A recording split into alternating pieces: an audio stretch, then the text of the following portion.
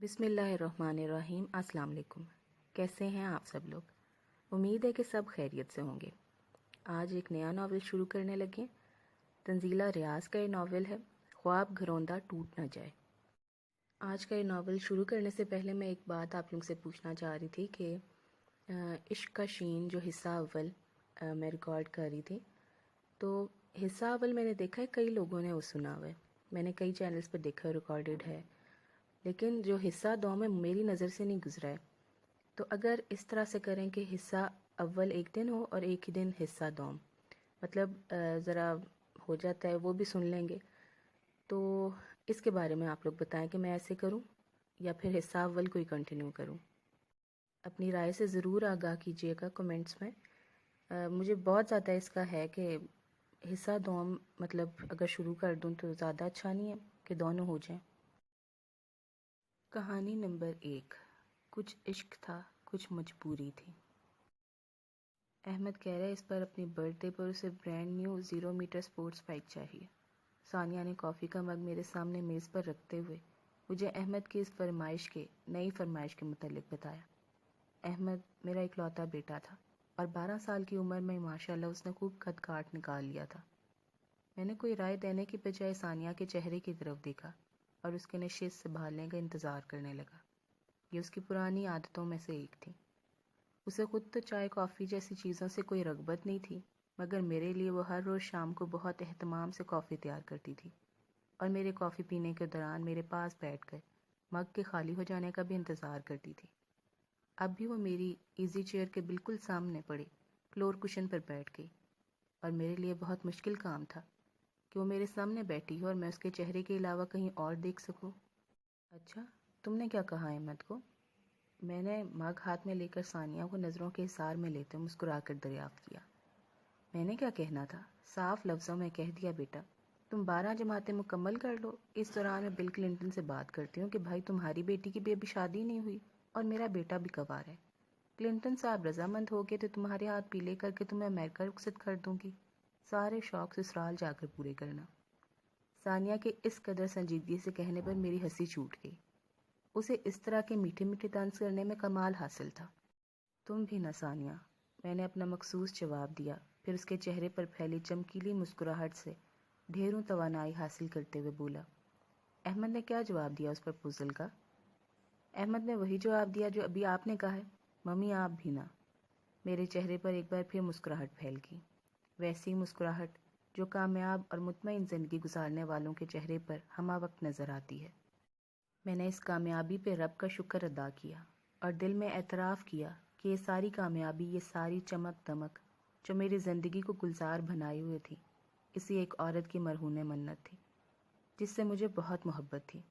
علی، ثانیہ نے میری محفیت کو توڑا۔ جی جانے علی، میں نے گہری سانس بھر کر کہا۔ کیا سوچ رہے ہیں؟ اس کی بات سن کر میں مسکرا دیا، پھر سامنے دیوار پر لگی احمد کی بڑی سی تصویر دیکھتے ہوئے بولا، سوچ رہا ہوں کہ اگر مسٹر کلنٹن نے مثبت جواب دیا تو ہمیں کتنی تیاریاں کرنی پڑیں گی۔ تم نے سمدھی بھی تو اپنی ٹکر کا چنا ہے۔ اب ولیمے کے ڈنر میں یورپی یونین، UN، G8 اور مڈل ایسٹ کے ممالک کے سربراہان سبھی کو تو مدعو کرنا پڑے گا، میں نے بھی لطیف سے انداز میں کہا، لیکن اس کی سنجیدگی میں کوئی فرق نہیں آیا۔ جھٹ سے بولی، میں مارک وا، جیک کیلس اور وین ڈیم کو بھی بلاؤں گی۔ ٹھیک ہے، پھر میں بھی ڈیمی مو اور جولیا رام اور ریلا علی کو بلاؤں گا، میں نے کہا تو اس نے منہ بسور کر مجھے دیکھا اور پھر ہم دونوں ہنس پڑے۔ علی، یہ چکر کیا ہے؟ آج کل آپ کا موڈ کافی اچھا رہنے لگا ہے، میری ہر بات اتنے آرام سے مان لیتے ہیں، کوئی فرمائش کروں تو فوراً پوری کر دیتے ہیں، مجھے خیریت نہیں لگ رہی۔ آج کل کوئی پرانی گرل فرینڈ وغیرہ سے تو نہیں مل رہے آپ؟ وہ سنجیدہ نہیں تھی مگر اس نے چہرے پر بلا کی سنجیدگی طاری کر رکھی تھی۔ ارے یار، اب کہاں رہی کوئی گرل فرینڈ، کسی زمانے میں ہمارے پیچھے بھی ایک لمبی قطار ہوتی تھی حسینوں کی، محجبینوں کی، لیکن پھر میں نے جان بوجھ کر بات ادھوری چھوڑی۔ لیکن پھر وہ بھویں چکا کر بولی، پھر میری زندگی میں ایک سنڈریلا آ گئی، اس کے میری زندگی میں آ جانے سے زندگی اتنی مکمل ہو گئی کہ پھر کبھی کہیں اور دیکھنے کی ضرورت ہی نہیں پڑی۔ اب میری آنکھوں میں کچھ ایسے رنگ ابھر آئے کہ ثانیہ کے چہرے پہ پیاری سی مسکراہٹ پھیل گئی۔ سٹھیا گئے ہیں حضور، بڑھاپے کی نشانیاں ہیں۔ اس کی جھینپی ہوئی آواز نے میرے چہرے کی مسکراہٹ کو مزید شریر کر دیا۔ بوڑھا کہاں ہوں یار، ابھی تو میں جوان ہوں۔ بلکہ میرا مشورہ مانو تو احمد کے ساتھ ساتھ میرے لیے بھی کسی شاہی خاندان میں کوئی رشتہ تلاش کر لو۔ میں نے اسے چڑھانے کی بھرپور کوشش کی اور وہ چڑ بھی گئی۔ ماشاء اللہ، آپ کی سوچ کی پرواز تو کنکاڑ سے بھی تیز ہے۔ اپنے دماغ پر اتنا بوجھ مت ڈالیے کہ اس پر موجود انڈوں کی ٹوکری دھڑام سے نیچے آ گرے۔ وہ ناک چڑھا کر بولی، باتیں بہت کرنا آتی ہیں تمہیں، مگر کام کوئی نہیں کرنا آتا۔ چلو ادھر آؤ، میرا سر دباؤ۔ انڈوں کی ٹوکری اٹھائے اٹھائے درد کرنے لگا۔ میں نے ہنستے ہوئے کہا۔ وہ میرے قریب آ کر دھیرے دھیرے نرمی سے میرا سر دبانے لگی۔ میں نے آنکھیں موند کر کرسی کی پشت سے سر ٹکا دیا۔ سکون میرے وجود میں سرایت کرنے لگا۔ ثانیہ، میں نے آہستگی سے اسے پکارا۔ جی؟ ثانیہ، وہی سونیٹ سناؤ نا کیٹس کی جو تمہیں بہت پسند ہے۔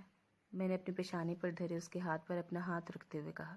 اس کی ہنسی کی جل ترنگ میرے ارد گرد سنائی دی۔ علی، آپ جانتے ہیں نا، مجھے شاعری بالکل سمجھ میں نہیں آتی، اس نے کہا تھا۔ میں بھی خاموش سا ہو گیا۔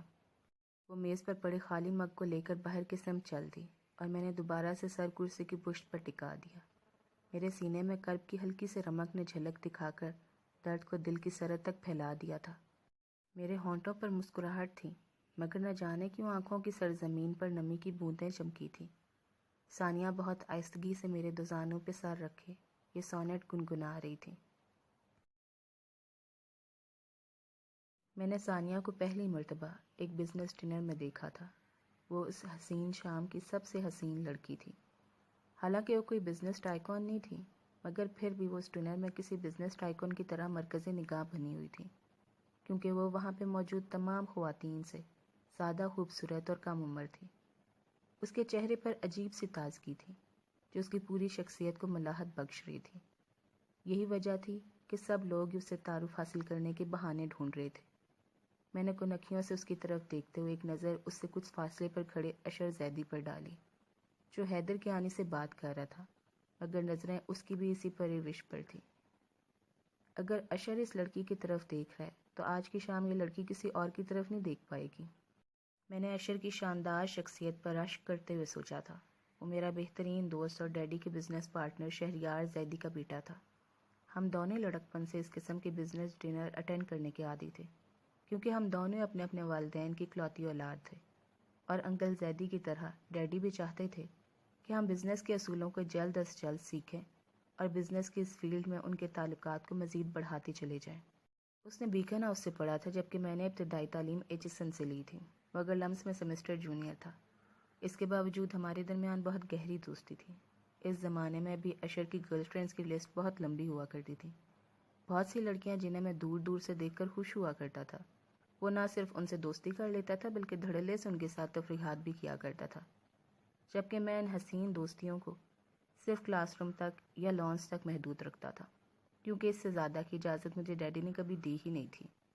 انکل زیدی اس معاملے میں بہت آزاد خیال انسان تھے۔ انہوں نے اشر پہ کوئی کبھی پابندی نہیں لگائی تھی۔ اشر کی وجہ سے میں نے لمس میں کافی اچھا وقت گزارا تھا، اور اسی اچھے وقت کو میں بزنس کی اس فیلڈ میں آ کر بہت مس کرتا تھا، کیونکہ اس فیلڈ میں لڑکیاں کم تھیں اور جو تھی بھی وہ آپا نما خواتین ٹائپ تھی۔ اس لیے میں اس قسم کے بزنس فنکشنز میں آ کر بہت بور ہوا کرتا تھا۔ اشر اس معاملے میں بھی 2 قدم آگے تھا۔ اسے ہر فنکشن میں شرکت کرنے کی اور اپنی زبردست شخصیت سے دوسروں کو مبہوت کرنے کی عادت تھی۔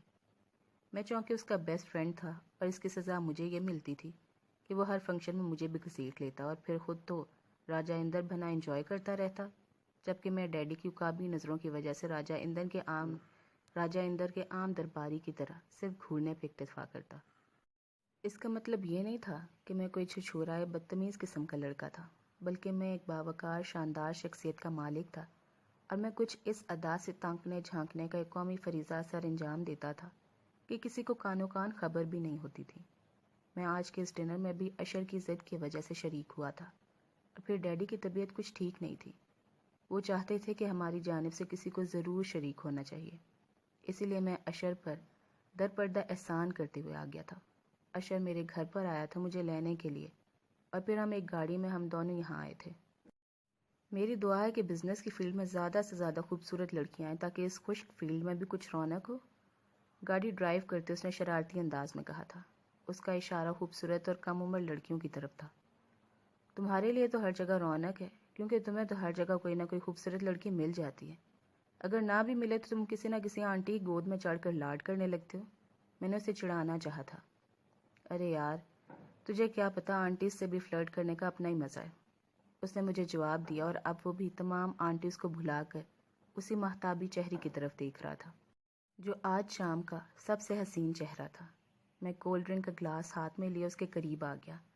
تب تک حیدر کے آنے کسی اور کی جانب متوجہ ہو چکا تھا.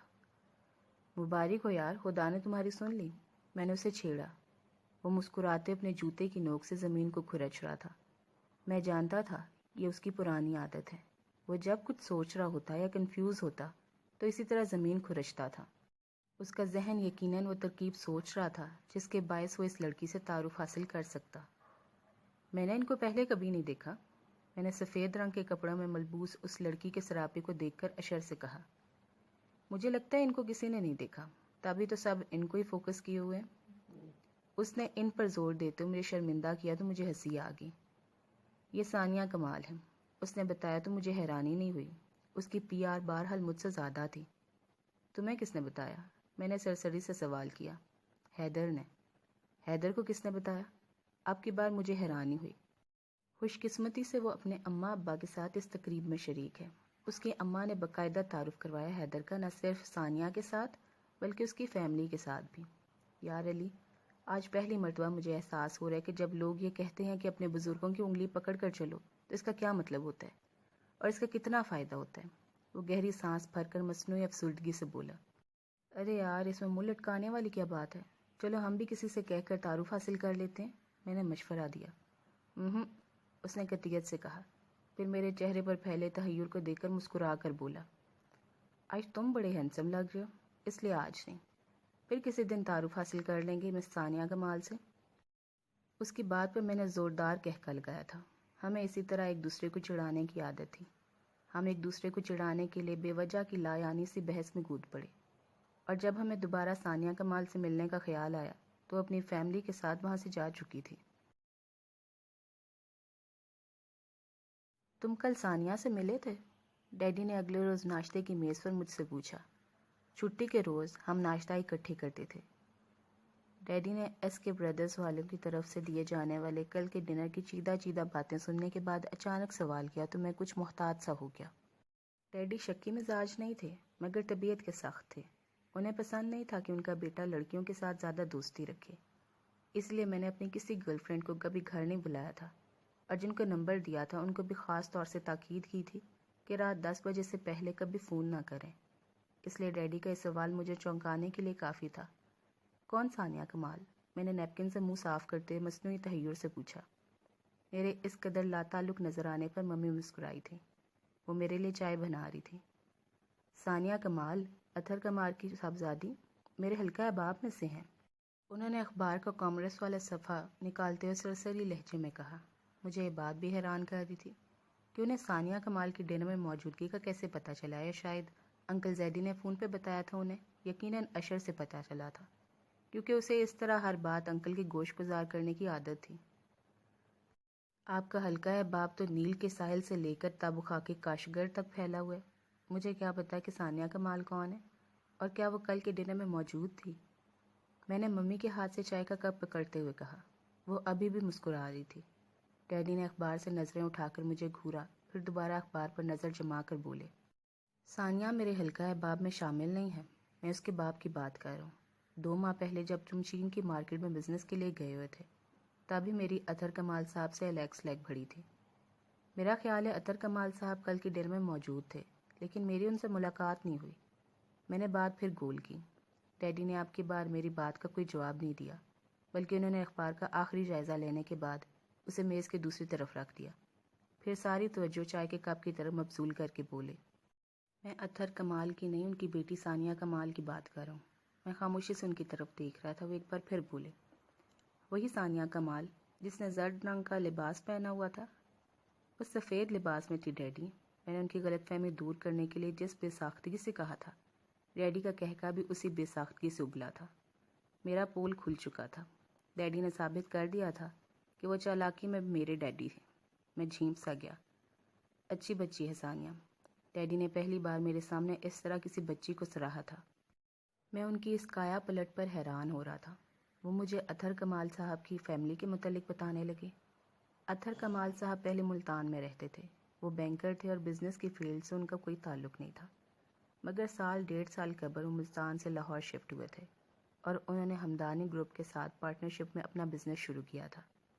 وہ بزنس کی فیلڈ میں نووارد تھے، مگر بزنس کے اصولوں سے واقف تھے، اس لیے جلدی وہ اچھے بزنس مین کی لسٹ میں آگے تھے۔ ان کا ایک بیٹا تھا جو امریکہ میں تھا اور ایک ہی بیٹی تھی جو اپنی خوبصورتی کے باعث کل کے ڈنر میں سب کی توجہ کا مرکز بنی ہوئی تھی۔ یہ سب باتیں مجھے ڈیڈی نے بتائی۔ کیوں بتائی یہ میں خود سمجھ نہیں پایا تھا۔ بہت اچھی فیملی ہے، بہت سلجھے ہوئے لوگ ہیں، انہوں نے کہا تو میں خواہ خواہ تائیدی انداز میں سر ہلانے لگا۔ آخر وہ میرے والد محترم تھے اور میں ان کا فرمانبردار بیٹا۔ ثانیہ نے اکنامکس میں ایم اے کیا ہے۔ ذہانت، شخصیت، اخلاق، غرض کی ہر چیز میں بہترین ہے۔ تم اس سے مل چکے ہو؟ مل نہیں چکا، صرف دیکھا ہے، وہ بھی صرف ایک بار۔ میں دل ہی دل میں کراہ کر بولا، جبکہ ڈیڈی یہ کہہ رہے تھے۔ میں چاہتا ہوں تم اس سے بار بار ملو، اس کے بارے میں سنجیدگی سے سوچو، وہ ایک اچھی لڑکی ہے۔ میں نے حیرت سے ڈیڈی کی طرف دیکھا، وہ مجھے خود ایک لڑکی سے ملنے کی اجازت دے رہے تھے۔ میں جذباتی ہونے ہی لگا تھا کہ وہ بولے، تم نے زندگی میں کبھی کوئی غلط فیصلہ نہیں کیا، کبھی کسی عام چیز کو اپنے لیے پسند نہیں کیا، کیونکہ تم خود بہترین ہو اور تم نے ہمیشہ بہترین چیز ہی اپنے لیے چنی ہے۔ میں چاہتا ہوں تم لائف پارٹنر کا انتخاب کرتے وقت بھی اسی خوبی کو بروئے کار لاؤ، کیونکہ معیار کے معاملے میں نو کمپرومائز، بہترین لوگ صرف بہترین ہی کا انتخاب کرتے ہیں۔ ڈیڈی نے خالصتاً کاروباری انداز میں کہا۔ ڈیڈی کا یہ اصول تو مجھے ہمیشہ ازبر رہتا تھا اور میں خود بھی اس اصول کو مد نظر رکھ کر فیصلہ کرنے کا عادی تھا، لیکن حقیقت تو یہ ہے کہ مجھے اس کا موقع کم ہی ملتا تھا۔ بچپن سے لے کر اب تک میں نے ہر چیز کا چناؤ ان کی مرضی کے مطابق کیا تھا، حتیٰ کہ اشر کے ساتھ دوستی میں بھی مجھ سے زیادہ ان کی مرضی چلی تھی، لیکن لائف پارٹنر کا انتخاب میں اپنی مرضی کے مطابق کرنا چاہتا تھا۔ اس لمحے میں بالکل بھول گیا تھا کہ ثانیہ کمال کی اس قدر خوبصورت لڑکی ہے، اور ڈیڈی مجھے کھلے دل سے اس طرح دار لڑکی سے دوستی اور میل جول کی اجازت دے رہے تھے۔ میں نے اس بچی کو اپنی بہو کے طور پر پسند کیا علی۔ بالآخر انہوں نے واشگاف انداز میں اپنی خواہش کا اظہار کر دیا تھا۔ ممی، مجھے غور سے دیکھیں، آپ کو نہیں لگتا کہ میں کافی بڑا ہو چکا ہوں؟ اور آپ کو یہ نہیں لگتا کہ آپ کے شوہر نامدار کا میری زندگی کے معاملات میں کچھ زیادہ ہی عمل دخل ہے؟ ڈیڈی کے ڈائننگ روم سے نکلتے میں نے ممی سے کہا تھا۔ وہ اب بھی مسکرا رہی تھی۔ اپنے کمرے میں آتے میں نے اشر کا نمبر ملایا۔ ڈیڈی نے میرے لیے بیوی ڈھونڈ لی ہے۔ اس کے فون پہ آتے میں نے اطلاع دینے والے انداز میں کہا، تمہاری بیوی کہیں گم ہو گئی تھی کیا؟ اس کے بتیس دانت مجھے فون پہ بھی صاف نظر آ رہے تھے۔ اشر، تو دنیا کا خبیث ترین انسان ہے اور میں تجھ سے شدید نفرت کرتا ہوں، میں نے جھنجھلا کر کہتے فون بند کر دیا۔ انکل کو ہر کام وقت سے پہلے کرنے کی عادت ہے، وہ بہت چھوٹی عمر سے ہر چیز پہلے سے پلان کر لیا کرتے تھے۔ ایک بار ڈیڈی مجھے بتا رہے تھے کہ انکل نے شادی سے پہلے ہونے والے بچے کا نام بھی سوچ لیا تھا۔ پھر جب ان کی شادی اور تم دنیا میں تشریف لائے تو انکل نے فون پہ ڈیڈی کو یہ نہیں کہا کہ میرے یہاں بیٹا ہوا ہے، بلکہ یہ کہا کہ میرے یہاں علی ہوا ہے۔ اشر کے اس طرح سے ایک بات یاد دلانے پہ میری ہنسی چھوٹ گئی تھی، کیونکہ وہ غلط نہیں کہہ رہا تھا۔ ڈیڈی کی عادت سے سب واقف تھے۔ ان کی دور اندیشی کی عادت مجھے کبھی کبھی بہت شرمندہ کرواتی تھی۔ ایک بات کہوں علی، اشر نے اورنج جوس کا گھونٹ بھرتے ہوئے کہا۔ ہم دونوں جم خانہ کے سوئمنگ پول کے کنارے بیٹھے تھے۔ لڑکی اچھی ہے، اس نے میری طرف بغور دیکھتے ہوئے کہا۔ وہ بہت احتیاط سے بات کر رہا تھا، حالانکہ لڑکیوں کے بارے میں بات کرتے ہوئے اور ان کے بارے میں ریمارکس دیتے ہوئے وہ کسی ادب، کسی اصول کو ماننے کا روادار نہیں ہوتا تھا۔ ثانیہ کمال کو شاید وہ دل ہی دل میں اپنی متوقع بھابھی تسلیم کر چکا تھا، اس لیے بات کی ابتدا میں ہی اس کا لہجہ کافی محتاط تھا۔ میں خاموشی سے اورنج جوس کے گھونٹ بھرتا رہا۔ تمہارے ڈیڈی نے اس بار بھی تمہارے لیے بہترین کا انتخاب کیا۔ تمہیں ثانیہ کمال جیسی لڑکی اس سرکل میں نہیں ملے گی، منفرد ہے اور مختلف بھی۔ میرا مطلب سچ مچ بہترین۔ میں اپنے ڈیڈی سے کہوں گا وہ تمہارے ڈیڈی سے سبق سیکھنے کی کوشش کریں۔ وہ گھونٹ گھونٹ جوس اپنے اندر منتقل کرتے ہوئے کہہ رہا تھا۔ اس کے انداز مجھے حیران کرنے کے لیے کافی تھے۔ میرے ڈیڈی انکل کمال کو 9-10 ماہ سے جانتے ہیں، مجھے بھی کئی بار ان سے ملنے کا اتفاق ہوا ہے۔ بہت شاندار شخصیت کے مالک ہیں۔ ان کی طبیعت میں بہت شفقت، بہت ملن نثاری ہے۔ آج کل کے زمانے میں اتنے اخلاق والے لوگ کہاں ملتے ہیں؟ مجھے اس کے اس تعریفی بیان پر ہنسی آنے لگی۔ اشر، مجھے انکل کمال سے شادی نہیں کرنی بلکہ ثانیہ کمال سے کرنی ہے۔ میں نے اسے چھیڑنے والے انداز میں کہا تو اس نے مجھے گھور کر دیکھا، پھر تب کر بولا، پیرنٹس اچھے ہوں تو اولاد بھی اچھی ہوتی ہے۔ اگرچہ تمہیں دیکھ کر اس بات پر یقین کرنے کو دل نہیں کرتا، مگر جن کی بات میں کر رہا ہوں وہ سچ مچ اس ضرب المثل پر پورے اترتے ہیں۔ میرے چہرے پہ پھر استہزائیہ مسکراہٹ پھیل گئی، جس کو اہمیت دیے بغیر اس نے بات جاری رکھی۔ میں ابھی تک ثانیہ کمال سے صرف ایک بار ملا ہوں اور میں کافی متاثر ہوا تھا۔ یار علی، ظاہری خوبصورتی اتنی اہم نہیں ہوتی، اصل خوبصورتی کردار کی ہوتی ہے، سیرت کی ہوتی ہے، اور ثانیہ کمال میں خوبصورتی بدرجہ اتم موجود ہے۔ وہ لمحے بھر کو رکا، پھر بولا تو مجھے مزید حیران کرنے لگا۔ اس رات ڈنر میں جب تم نے کہا تھا کہ آؤ ہم بھی تعارف حاصل کر لیتے ہیں تو میں نے تمہیں روک دیا تھا۔ اس کی وجہ یہ ہے کہ وہ لڑکی بہت مضبوط ٹھوس قسم کا معیار اپنے گرد قائم رکھتی ہے۔ اسے ہر انجان شخص سے مسکرا کر گرم جوش طریقے سے ملنے کی عادت نہیں ہے۔ وہ سوشل بٹر فلائی نہیں ہے، بہت کم فنکشنز میں آتی ہے اور صرف اپنے پیرنٹس کے ساتھ آتی ہے۔ اس روز اگر ہم اسے تعارف حاصل کرنے کی کوشش کرتے تو شاید وہ ہماری طرف دیکھنا بھی پسند نہیں کرتی۔ اشر یار، تم اس سے پہلی بار اسی ڈنر میں ملے تھے نا؟ میں نے اس کی بات کاٹ کر پوچھا، کیونکہ اس ڈنر میں وہ میری موجودگی میں ثانیہ کمال سے نہیں ملا تھا، اور اگر وہ اس کو اس کی فیملی کو پہلے سے جانتا تھا تو اس روز ڈنر میں اس قدر لاتعلقی کیوں ظاہر کر رہا تھا؟ نہیں، میں پہلے بھی ایک بار کمال فیملی سے ملا تھا، تب ڈیڈی اور مما بھی ساتھ تھے۔ اب پلیز اس بات پہ لڑکیوں کی طرح ناراض نہ ہو جانا کہ تمہیں پہلے کیوں نہیں بتایا۔ اس نے میرے ہر اعتراض کو گویا چند لفظوں میں ختم کر دیا اور ایک بار پھر ثانیہ کمال کے بارے میں بات کرنے لگا۔ میں یہ کہہ رہا تھا کہ میں ہر لڑکی کی آنکھ میں آنکھ ڈال کر بات کر سکتا ہوں، مگر ثانیہ کمال جیسی لڑکیوں سے بات کرتے میرا اعتماد ڈگمگا جاتا ہے۔ وہ بہت پورے اعتماد لڑکی ہے، مگر اس کے انداز میں بے باکی نہیں ہے، بلکہ ایک جھجک ہے، حیا ہے جو بہت چارمنگ لگتی ہے۔ اشر، کتنے روپے لیے تم نے ڈیڈی سے؟ اس کے خاموش ہو جانے پہ میں نے اطمینان سے طنز کا تیر چلایا۔ مجھے یاد آ رہا تھا کہ جب ڈیڈی نے میری مرضی کے بغیر میرا ایڈمیشن لمس میں کروا دیا تھا، تب اشر نے چکنی چپڑی باتیں کر کے مجھے وہاں کلاسز لینے پر مجبور کیا تھا، اور اس بات کے تقریباً ایک ماہ بعد اس نے مجھے بتایا تھا کہ مجھے رضامندی کرنے پر میرے ڈیڈی نے انعام کے طور پر اس کی گاڑی کا پیٹرول کا خرچہ 1 سال تک اٹھانے کی ذمہ داری قبول کی تھی۔ میں نے یہ بات اسے یاد دلائی تو اسے لگ اٹھا۔ علی کے بچے، ذلیل، کمینے، خبیث، بکواس نہیں کر رہا ہوں، سچ کہہ رہا ہوں میں کہ انکل نے حقیقتاً میرے لیے ایک بہترین لڑکی چنی ہے، یہی نا؟ ارے اب تو مجھے زبانی یاد ہو گیا کہ میرے لیے ایک بہترین لڑکی چنی گئی ہے، میں نے اس کی بات کاٹ کر طنزیہ انداز میں کہا۔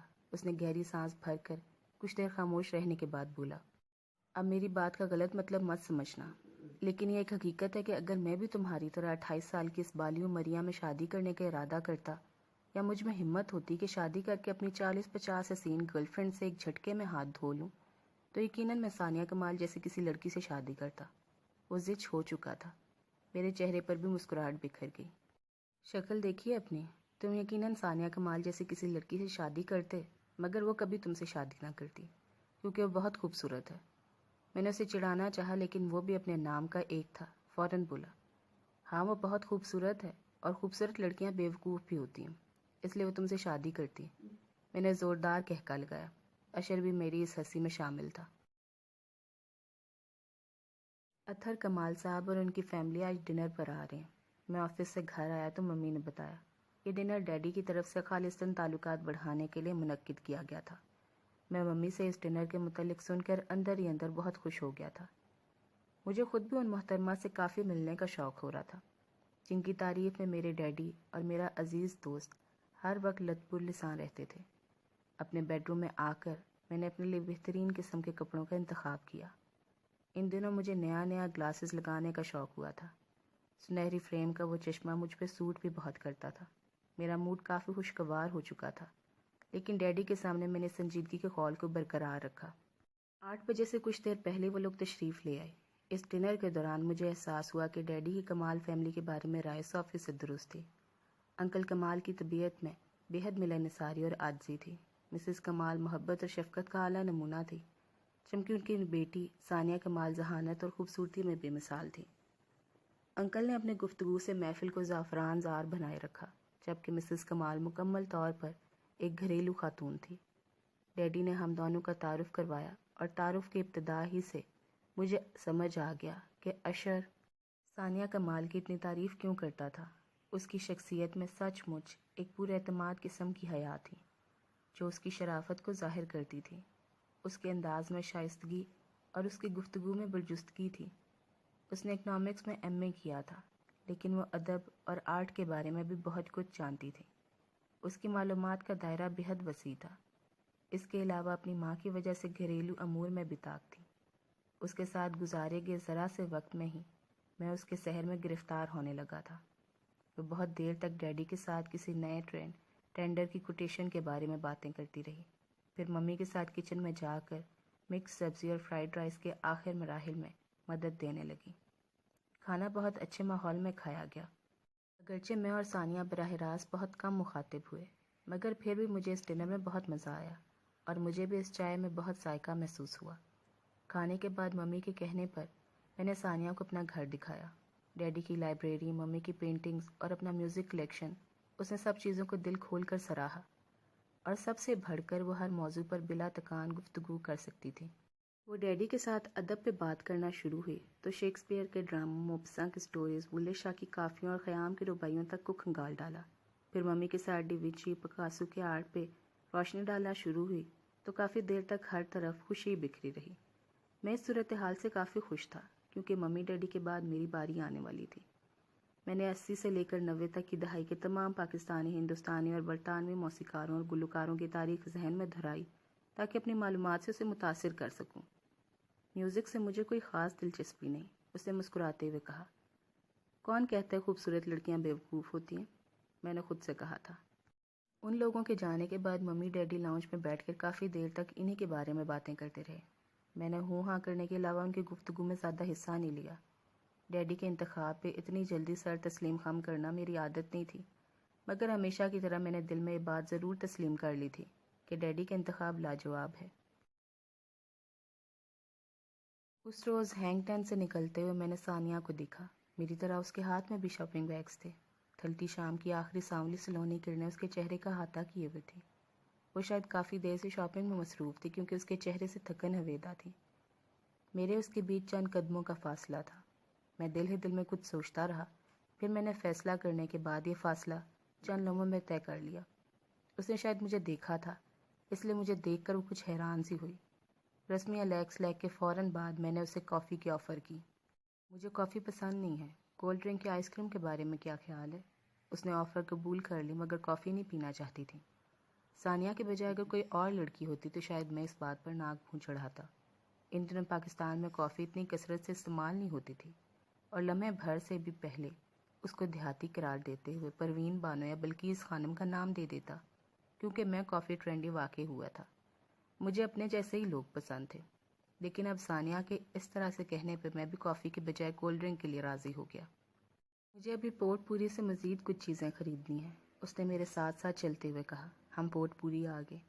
وہ 7-8 سال کے بچے کی دلچسپی کی کچھ چیزیں خریدنے لگیں۔ اس دوران اس نے میری پسند کو مد نظر رکھتے ہوئے خریداری کی۔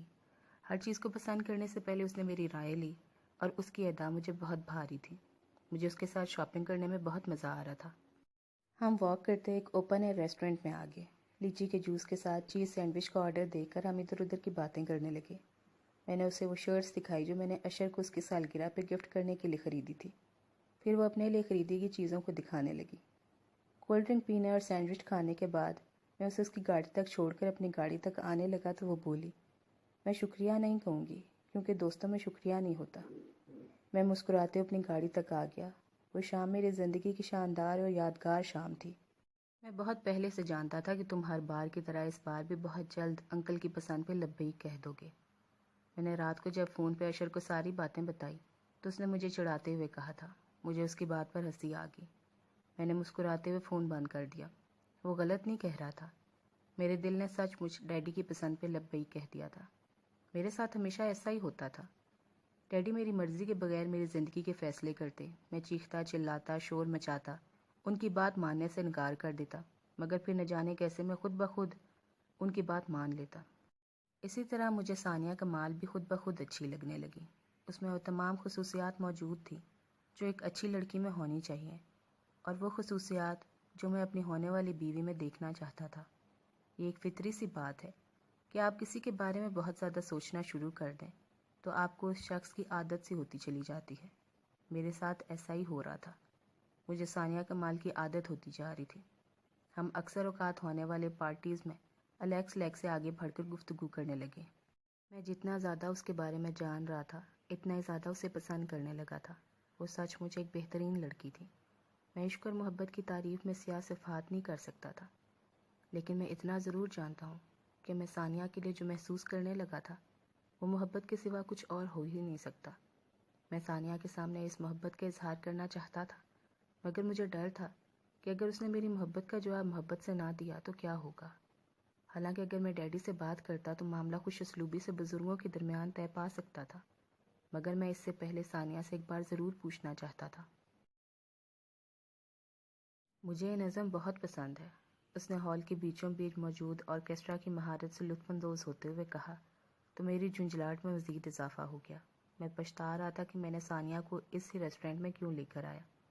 ریسٹورینٹ کا انتخاب میں نے اپنی مرضی سے کیا تھا، کیونکہ چند دن پہلے اشر نے اپنی کسی گرل فرینڈ کے ساتھ اسی جگہ برتھ ڈے کا ڈنر کیا تھا، اور اس نے مجھے خاص طور پر ثانیہ کے ساتھ یہاں ڈنر کرنے کا مشورہ دیا تھا۔ ریسٹورینٹ کا ماحول سچ مچ کمال کا تھا۔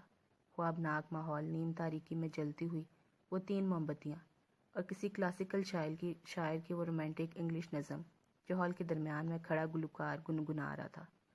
گویا ہر چیز جو 2 لوگوں کو ایک دوسرے کی آنکھوں میں گم کر سکتی تھی موجود تھی۔ مسئلہ یہ تھا کہ ثانیہ کمال میری طرف متوجہ ہونے کی بجائے میوزک سے زیادہ محظوظ ہو رہی تھی۔ اس نے اپنی چیئر کا رخ بھی ذرا سے ترچھا کر لیا تھا کہ وہ نہ صرف یہ سب سن سکے بلکہ اس کی طرف دیکھ بھی سکے۔ مجھے یہ نظم بہت پسند ہے، اس نے تیسری بار یہی بات دہرائی تو میرا دل چاہا اپنے بال نوچ لوں۔ ثانیہ، میں نے اسے بہت محبت سے پکارا۔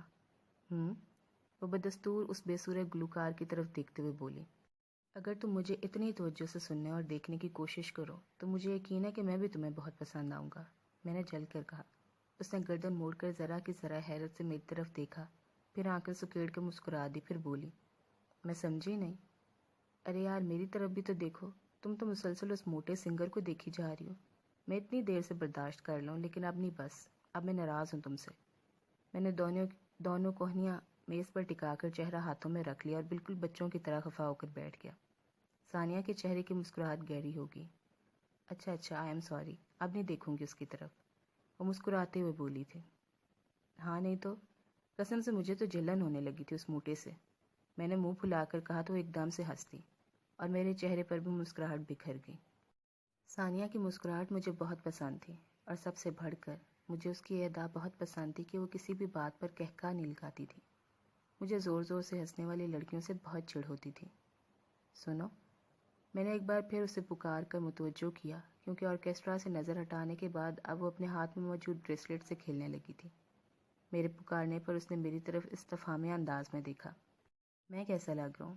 میں نے اس کی توجہ اپنے 1.5 گھنٹے میں کی گئی تیاری کی طرف مبذول کروانا چاہی، پھر اس کے جواب کا انتظار کیے بغیر بولا، کیونکہ میرے بلیک ڈنر سوٹ کو گھاس ڈالنے کو بھی تیار نہیں تھی۔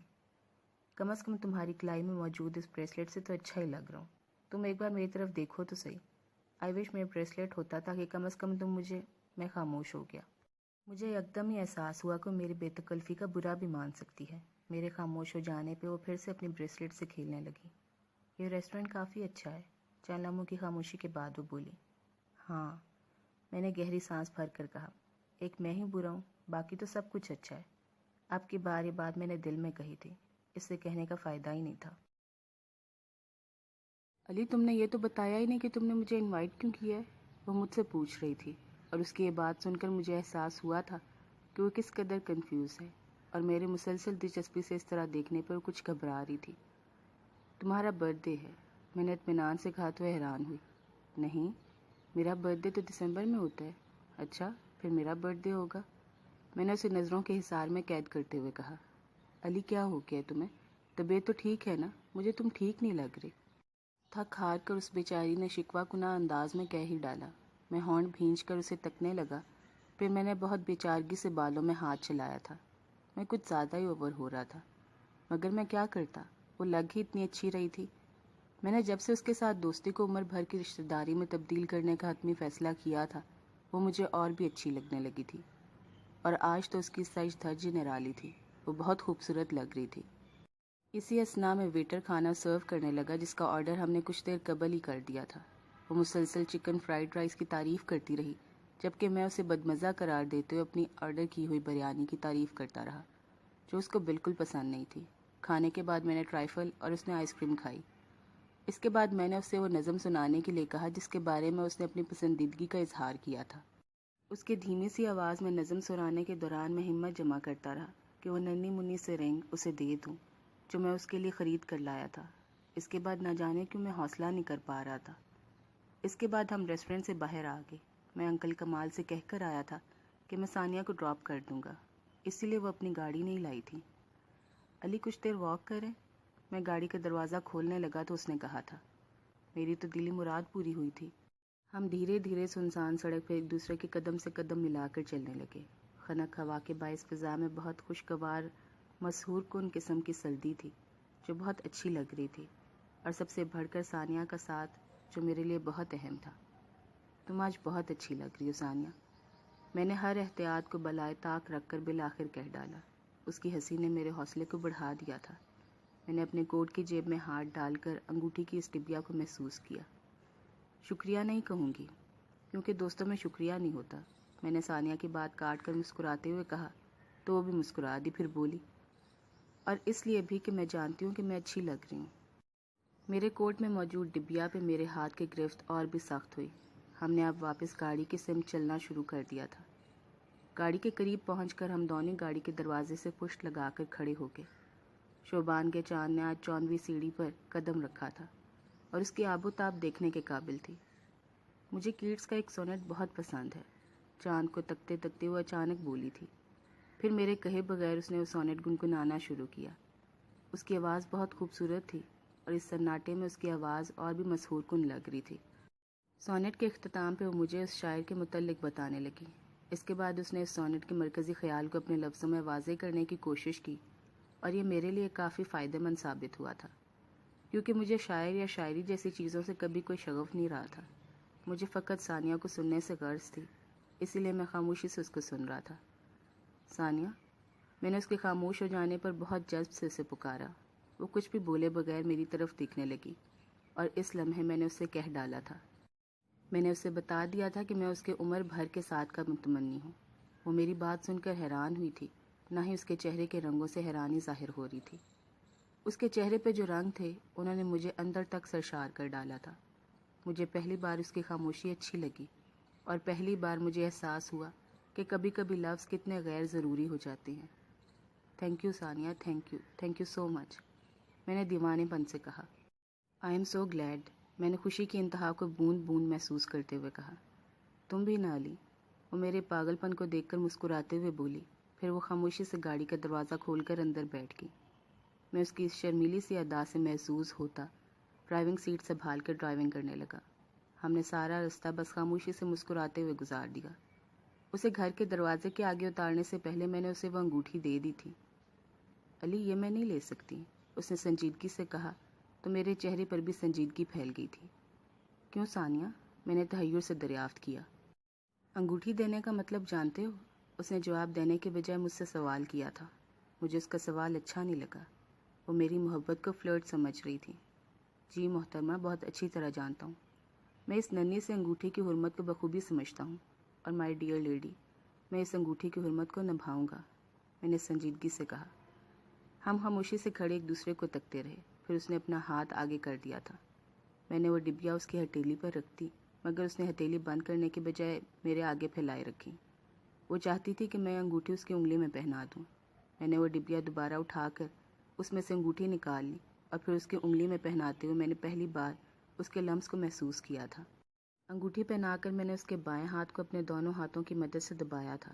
اس کے ہاتھوں کی نرمی دھیرے سے میرے ہاتھ میں منتقل ہوگی اور اس کے بائیں ہاتھ کی قسمت کی لکیر نے میرے دائیں ہاتھ کی قسمت کی لکیر سے بغل گیر ہونا چاہا تھا۔ میں نے دھیرے سے اپنا ہاتھ اس کے ہاتھ پر سے اٹھا لیا۔ اس نے بھی مسکراتے اپنا ہاتھ میرے ہاتھ سامنے سے ہٹا لیا۔ میں اپنی گاڑی میں آ کر بیٹھ گیا۔